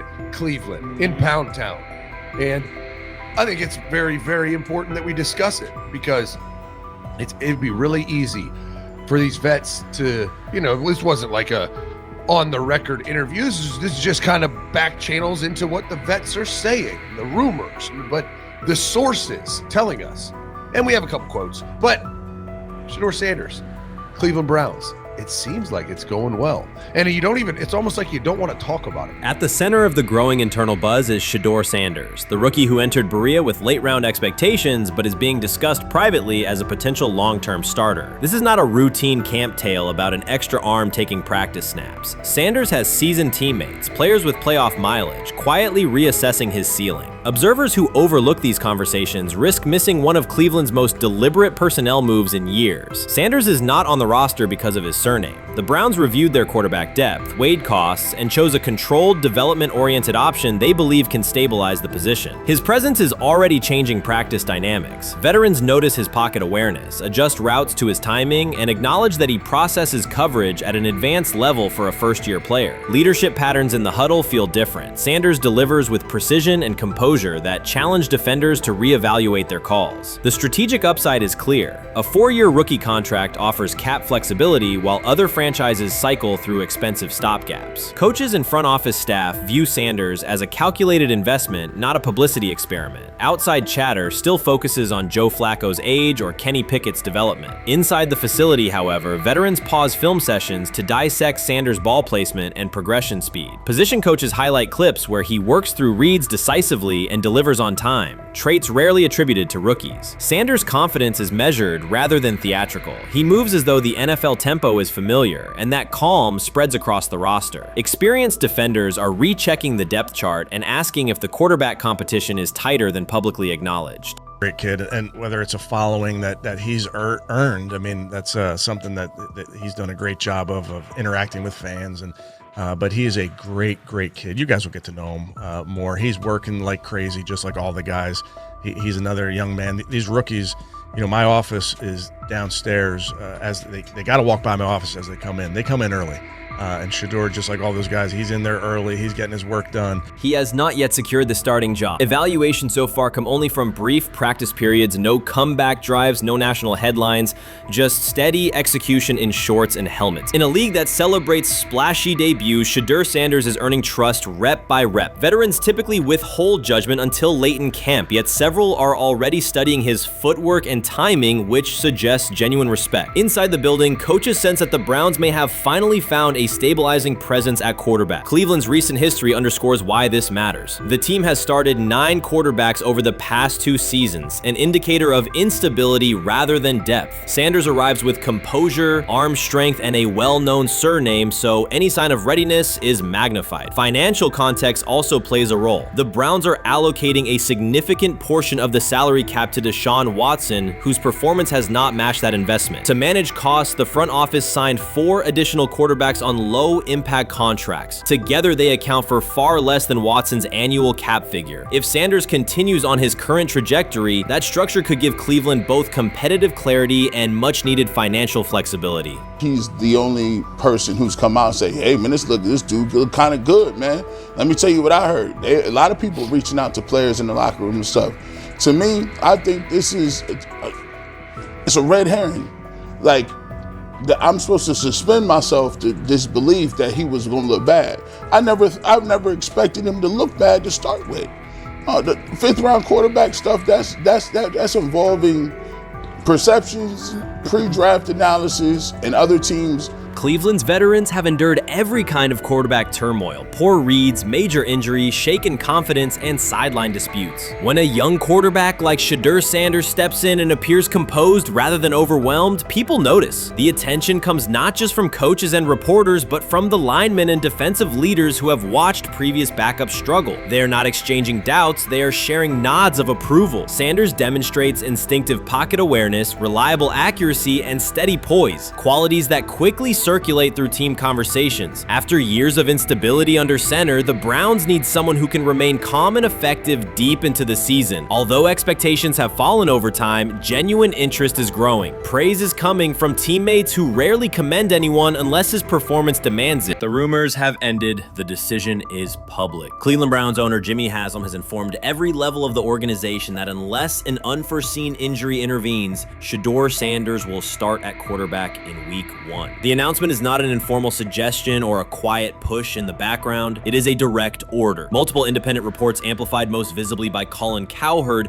confirm that Haslam delivered the directive himself. From the owner's viewpoint, the logic is simple. No one else on the roster offers the same combination of talent, leadership, and long-term upside. Joe Flacco is approaching the twilight of his career. Kenny Pickett has shown flashes but remains inconsistent. Dillon Gabriel, taken in the 3rd round, is a developmental project. By contrast, Haslam believes Sanders can alter the franchise's trajectory immediately, and he refuses to allow internal hesitation to stall that possibility. The standoff traces back to April. General manager Andrew Berry and head coach Kevin Stefanski entered the draft wanting a low-profile prospect who would fit quietly into the existing depth chart. They prioritized scheme familiarity, modest public attention, and a clear developmental timeline. When the board lined up, they reached for Gabriel in round 3, reasoning that an early investment would justify keeping a rookie on ice behind the veterans. But Sanders continued to slide slide, first through day 2, then deep into round 5. Haslam watched the names come off the board, convinced the league's bias against Deion Sanders' outspoken son was obscuring legitimate first-round talent. When Cleveland's 5th-round pick arrived and Sanders was still available, Haslam intervened. He did more than approve the choice, he overrode the original plan, making it clear that the organization would select Sanders and give him every chance to compete. From that moment on, the Browns' internal narrative splintered into 2 camps, those ready to accelerate around their owner's vision and those still trying to protect their original approach. Once rookie minicamp began, Sanders erased much of the speculation. He commanded huddles, processed coverages quickly, and delivered throws with anticipation that belied his draft slot. Teammates noted his willingness to accept blame for missed timing, then correct the error without dramatics. While Flacco and Pickett split most first-team reps, Sanders treated limited opportunities as full-speed auditions. During organized team activities, he identified blitz looks, redirected protections, and consistently found his second read when the primary route was covered. More than one defensive veteran told local reporters that Sanders looks like the best arm in the building. That assessment forced Barry and Stefanski to reevaluate their timetable. They could no longer label Sanders a long-term project without contradicting on-field evidence. Drafting Gabriel 2 rounds earlier had provided the staff an excuse to slow roll Sanders' ascent. Coaches could point to investment cost, meeting room familiarity, and installation comfort to justify Gabriel's snap share. Yet each practice rep in which Sanders outperformed the 3rd rounder weakened that shield. Behind closed doors, position coaches began requesting more Sanders film for cut-ups, and offensive assistants quietly shifted meeting questions toward concepts the rookie already executed well. By mid-June, Barry himself started describing Sanders not as a developmental asset, but as a competitive option. Those subtle linguistic changes signal the front office's recognition that the narrative had moved beyond their control. Haslam's history with quarterbacks is well documented. His pushes for Johnny Manziel, Baker Mayfield, and Deshaun Watson were high-visibility swings, each driven in part by a desire to generate excitement as well as wins. Critics highlight those choices to question his evaluation track record, yet Haslam perceives Sanders differently. Where Manziel carried off-field concerns, Sanders brings a reputation for professionalism. Where Mayfield's leadership style divided veterans, Sanders' approach has united receivers and linemen. Where Watson's trade involved unprecedented controversy, Sanders arrived at minimal draft cost. Haslam sees a rare chance to capture star potential without mortgaging the future, and he is unwilling to cede that upside to cautious pacing. Cleveland's supporters, weary of revolving door quarterbacks, have rallied around Sanders with unexpected speed. Sales of customized Sanders number 2 jerseys surged within days of rookie minicamp. Training camp ticket requests spiked once local media circulated videos of Sanders making NFL-caliber anticipation throws during 7-on-7 periods. The mood in Northeast Ohio has changed from tentative hope to active belief. Longtime season ticket holders who once shrugged at preseason storylines now debate Sanders' footwork at neighborhood barbecues. Social media engagement for Brown's content has climbed, driven by highlight compilations of the rookie threading seam passes between linebackers and safeties. All of this places Kevin Stefanski in a fragile position. If he opens week 1 with a veteran starter and the offense sputters, criticism will be swift. Each stalled drive will be interpreted as evidence that he ignored the owner's edict and the fan base's intuition. Conversely, if he names Sanders the starter solely under pressure, any early struggles could be framed as proof that Sanders was rushed, further exposing Stefanski to blame. The only sustainable solution is conviction. Either stand behind a veteran with clear strategic reasoning or embrace Sanders fully and structure the offense around his strengths. Splitting the difference, rotating series, delaying first-team reps, or using vague competition language will satisfy no one and likely jeopardize locker room clarity. Sanders' personal approach has reinforced Haslam's confidence. Instead of taking post-draft downtime, he traveled to Texas to train in full Browns gear at facilities near his father's home. The leaked clip of Sanders executing footwork drills in helmet and pads wasn't a marketing ploy. It was a glimpse into a quarterback visualizing Week 1 live. Team personnel who viewed the footage recognized purposeful rehearsal, cadence calls, pocket movement against simulated pressure, and follow-through adjustments based on imagined rush lanes. Observers asked why a rookie would conduct such intense solo sessions in May. The answer is straightforward. Sanders does not view himself as a developmental pick. He considers himself the starting quarterback of the Cleveland Browns and prepares accordingly.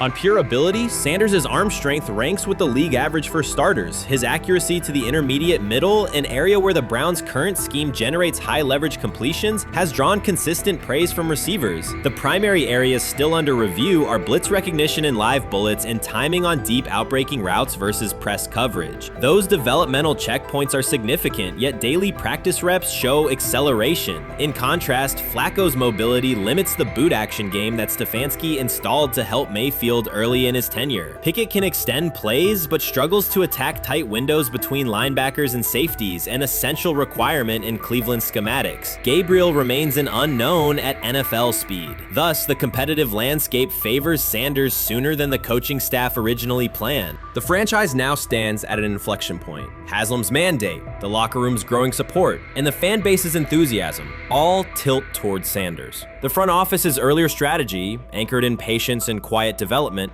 is increasingly untenable. Barry's shift in messaging indicates grudging alignment, but final authority over the depth chart rests with the coaching staff, unless ownership directly intervenes on game day decisions. A move rare but not unprecedented in the NFL. Should Stefanski align with the owner and name Sanders the starter before preseason concludes, he can claim proactive vision and tailor the offense through training camp. Should he resist and open with a veteran who falters, he risks rapid loss of credibility and possibly his position. Either path carries pressure, but only one aligns with the momentum sweeping through the building. For 2 decades, the Browns have cycled quarterbacks without securing a stable star. Each new hope, whether draft pick or trade acquisition, has collapsed under injuries, inconsistency, or organizational disarray. The possibility that Sanders could finally anchor the position is not merely a football storyline. It is a potential cultural reset for a fan base defined by resilience. Haslam's insistence reflects that awareness. Cleveland needs a leader who can win on Sundays and project confidence every other day of the week. Sanders has shown he can shoulder expectations without retreating from scrutiny. That trait, more than arm talent alone, is why the owner views him as indispensable. Voluntary workouts transition to mandatory minicamp next week. If Sanders receives a substantial share of first-team snaps, observers will interpret it as the staff's acknowledgement that the competition is tilting decisively.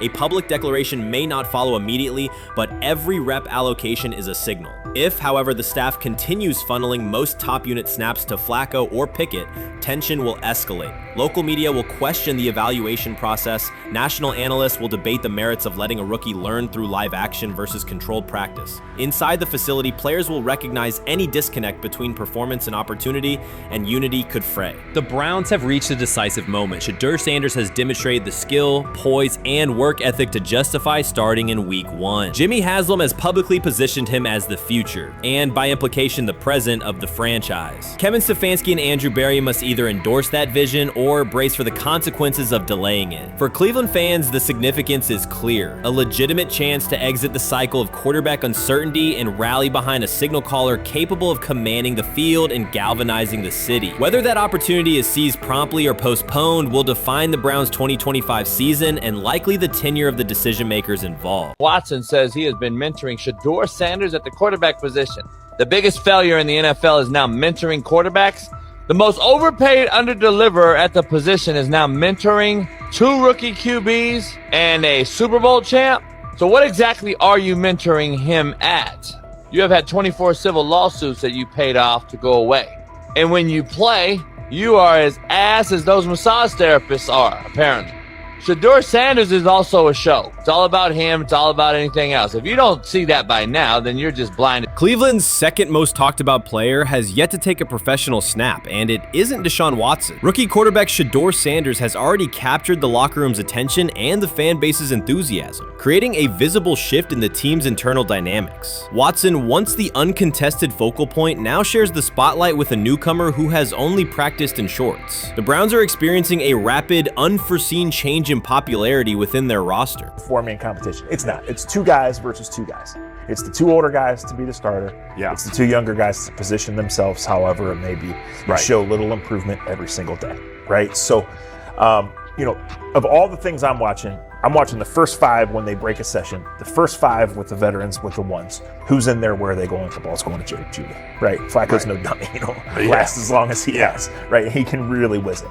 But as we go on, I want to watch these guys because They probably just got plays installed Tuesday, and they're out there running them Wednesday. Shedeur Sanders arrived in Cleveland and immediately commanded attention. The rookie has yet to take a preseason snap, yet the energy around him inside the building and across social media eclipses what many veterans receive in an entire season. Fan enthusiasm is so strong that Deshaun Watson's jerseys are already drifting toward the clearance rack at the team store. In a matter of days, Sanders has become the roster's second most popular figure, while Watson watches his once secure QB1 status and public approval shrink by the hour. Shedeur or Deshaun? Who do you want as your quarterback next year? Honestly, Shedeur. I love Deshaun though. Like, I don't understand all the hate for Deshaun. You get hurt and you get booed, bro. That's foul. That might be the foulest I ever seen. The Browns' social media staff posted a single candid photo of rookie quarterback Shedeur Sanders releasing a warm-up throw, and the response was immediate and overwhelming. Fans saturated timelines with edits of themselves alongside him, while Deshaun Watson's routine practice reps drew comparatively little notice. Although an official Sanders jersey has not been released, unauthorized versions are already moving at a pace that exceeds merchandise sales for several other AFC North teams. The surge in interest marks one of the most intense fan reactions Cleveland has experienced in recent memory. The excitement surrounding Shedeur also triggers a wave of criticism. Veteran analysts, anchored in a 1980s mindset, question whether his style will translate into lasting success. They focus on his NIL earnings, social media presence, and visible confidence, arguing that the image overshadows substance. To them, outward self-assurance appears to be a distraction rather than a competitive asset. Even a simple smile or brief display of personality is cited as evidence that he lacks the measured discipline they expect from a starting quarterback. Critics claim Shedeur Sanders is notable only because of his father, overlooking the performance he delivered at Colorado. Many of those same observers ignored the Buffaloes until Deion Sanders made national headlines, yet they now question whether his son has earned the attention. They want rookies to keep quiet, carry clipboards, and wait 2 seasons before challenging for a starting role. Sanders is disregarding that script from the moment he arrived. His presence has already turned Cleveland's quarterback discussion into a genuine two-man competition before a single preseason snap. Deshaun Watson maintains publicly that the situation does not concern him, but it is hard to believe the pressure is not real. A fully guaranteed contract protects his paycheck, not his standing in the locker room. Sanders, meanwhile, is translating charisma and early momentum into tangible influence with teammates, coaches, and fans, reshaping expectations for who will lead the Browns on opening day. I'm a firm believer. If I wanted Shedeur Sanders at 2, at worst at 33, of course I already think that he's better than other quarterbacks. Because that's the type of talent, that's where I would have picked him at. And if he was at 2 or 33, and he still had this same exact skill set, we would be talking about him starting and playing. Right. Well, there'd only be 3 quarterbacks. It'd be here, 3 quarterbacks, not 4. Yeah. But since he moved to the 5th round, that's cool. They might have to go along with it. But to me, I think if you ask who got the best tools, I'm going with Shedeur. Shedeur Sanders has not taken a single professional snap, yet discussion about him has split NFL social media into 2 camps. One side already argues he should start immediately. The other worries about what that means for veteran quarterbacks like Deshaun Watson. Reporters now line the perimeter of Browns camp, scrutinizing every inconsistency in Watson's spiral and every precise throw from Sanders during drills. Each well-placed pass is clipped, posted to TikTok, and captioned as evidence of a future QB1. Cleveland is no stranger to quarterback drama, but this situation is different. Rather than cycling through another unproven starter, the franchise is dealing with a rookie who entered with more polish, public attention, and perceived readiness than most first-year players. Fans chant Sanders' name before he has appeared in a preseason game, while the established starter works to maintain his relevance. The atmosphere is not yet a full controversy, it is a countdown. Traditional analysts insist on the importance of experience and respecting the process, yet Sanders is progressing on the timeline set by the supporters who already view him as the next leader of the offense. What it is that they're doing is they're treating Shedeur Sanders like a 5th round pick. Right. We're not covering every 5th round pick in the NFL hoping that he gets an opportunity to be the starter on day 1.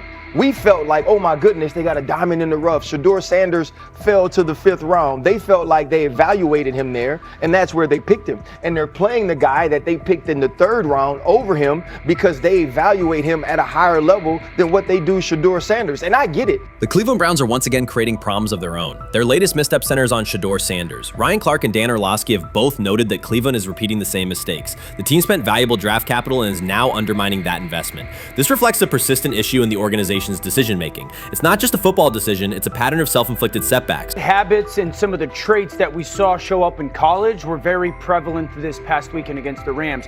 Holding on to the football, catching the snap and not reading the defense, kind of evaluating what the defensive line is doing, and then trying to see if you can go make a play, and that's the concern. Okay, it's 1st and 10.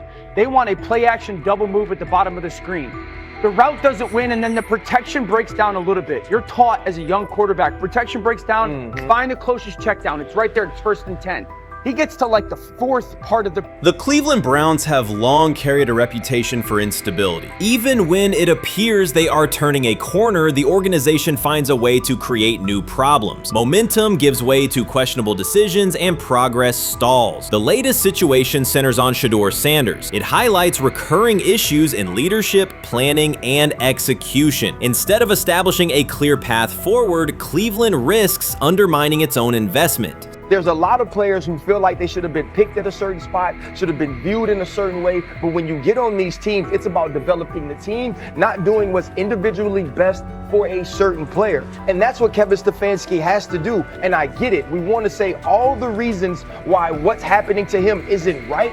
But maybe we aren't right on the way that not only the entire NFL viewed him, but now the Cleveland Browns view him as well. Shedeur Sanders was not brought in to be a placeholder or a scapegoat. He is expected to be the long-term solution, a high-upside quarterback with the tools, poise, and Sanders' pedigree to elevate the roster. The focus should be on developing him and positioning him to lead the team forward. They sabotaged it. They rigged it against him today, putting him in with 3rd and 4th stringers, 5th stringers.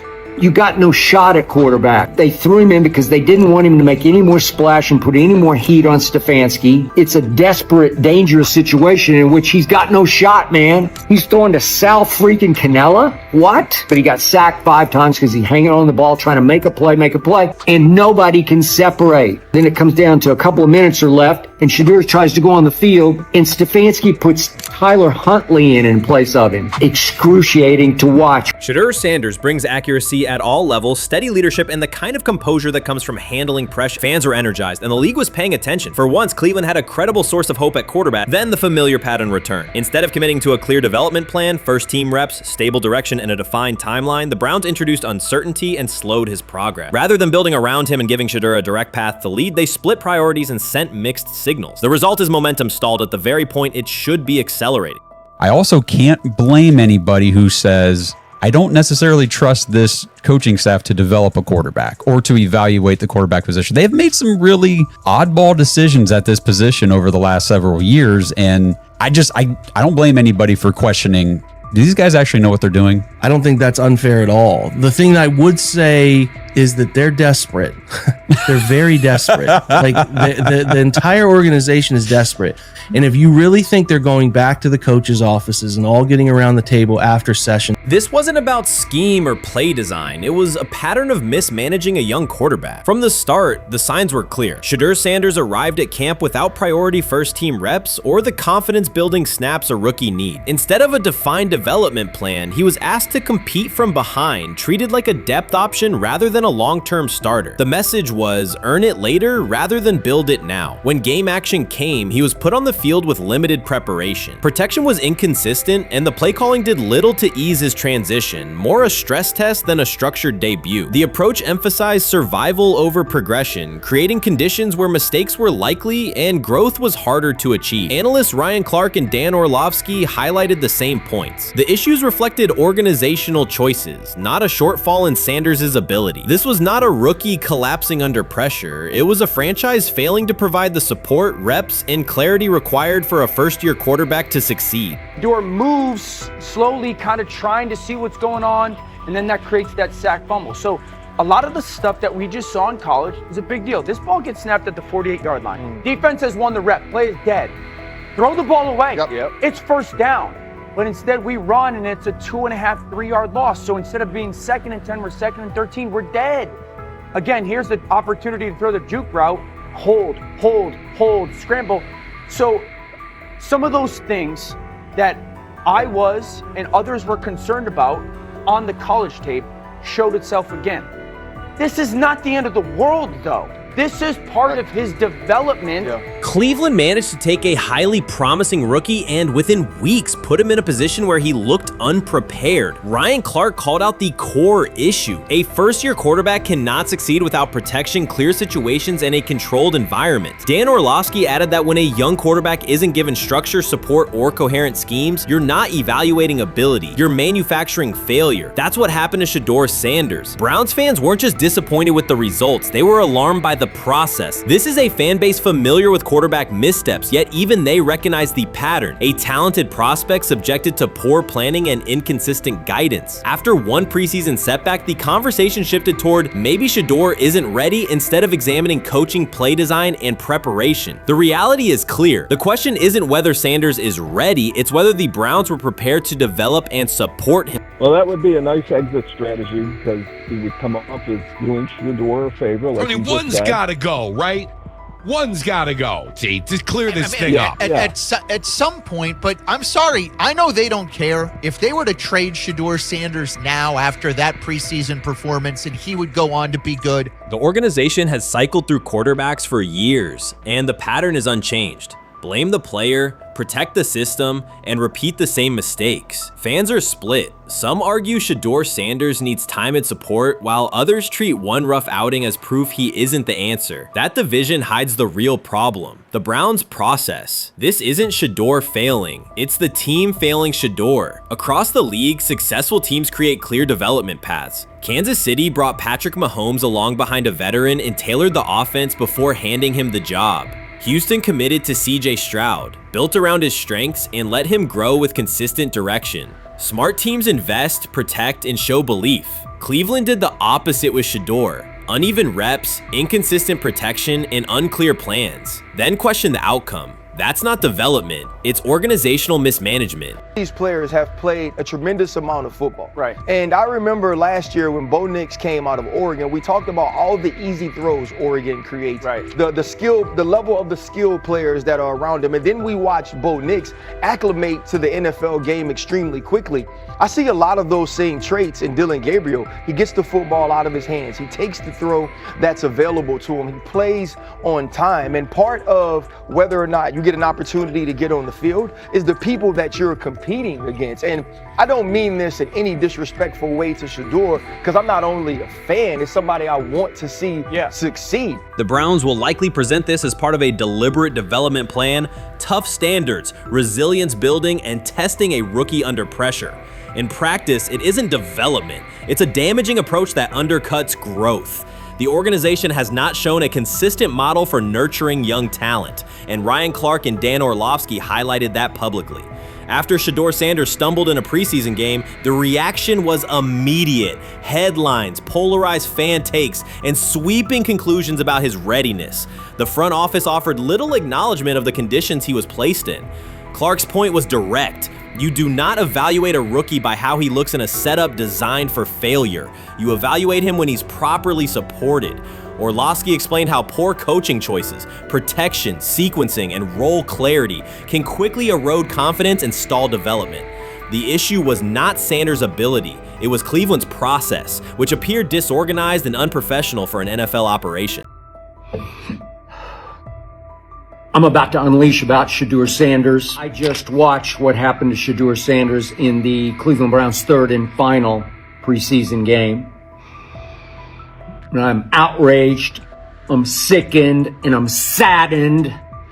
By the way, Shedeur continues to be treated in the National Football League now by those sorry-ass Browns and sorry-ass Kevin Stefanski. The Cleveland Browns are once again mishandling a promising quarterback. Skip Bayless criticized the organization for failing to develop Shedeur Sanders and for misusing his skill set. He argued that the team's decisions are undermining Sanders' progress and turning a major investment into a cautionary example. Bayless pointed to inconsistent usage, questionable play calling, and a lack of clear direction as key issues limiting Sanders. He said the Browns need a defined development plan and stronger support if they expect Sanders to succeed. Skip Bayless delivered a direct, critical critical assessment this week. After seeing Shedeur Sanders in a Browns uniform, he argued that Cleveland is mishandling the quarterback and undermining his development. Bayless said the team's approach shows poor planning and inadequate support around Sanders. He dismissed excuses about strategy and emphasized the need for better coaching, deployment, and protection. In his view, the Browns are setting themselves up for problems before the season begins unless they establish a clear plan for Sanders. Given the team's recent decisions, his reaction is understandable. Cleveland has a history of inconsistent quarterback development. Shedeur Sanders is a premium prospect, the son of a Hall of Famer, a proven college performer, and a widely recognized figure. The organization should prioritize his reps, protection, and a clear development plan, not place him behind Dylan Gabriel as if he were a secondary option.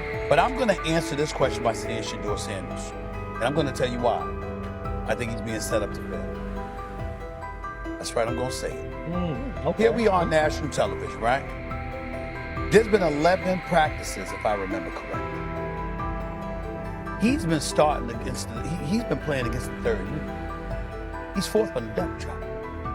And then suddenly you throw him into the start line, and he hasn't had any reps for the first team at all. Think about that. So you're just gonna throw him to the wolves like that, huh? I mean, you know, if he had first team snaps in practice. Yet here we are. Cleveland has one of the most publicized prospects and is handling him like a depth piece. The broader issue is the franchise's long record of quarterback instability and inconsistent development. That history colors every move they make. When the Browns draft a quarterback, fans don't anticipate a long-term answer. They brace for another reset. Shedeur Sanders should be treated as a priority, not as an afterthought behind Dylan Gabriel. Let's give him a chance. Let's give him a chance with the play calling. You know you have an offensive line that isn't playing that well. So what do? Why not just play the short game so he can get the ball out of his hands very fast to run a competent goddamn offense? Outside of that, Shedeur has to be better in understanding that the offensive line that you're working with right now is not adequate.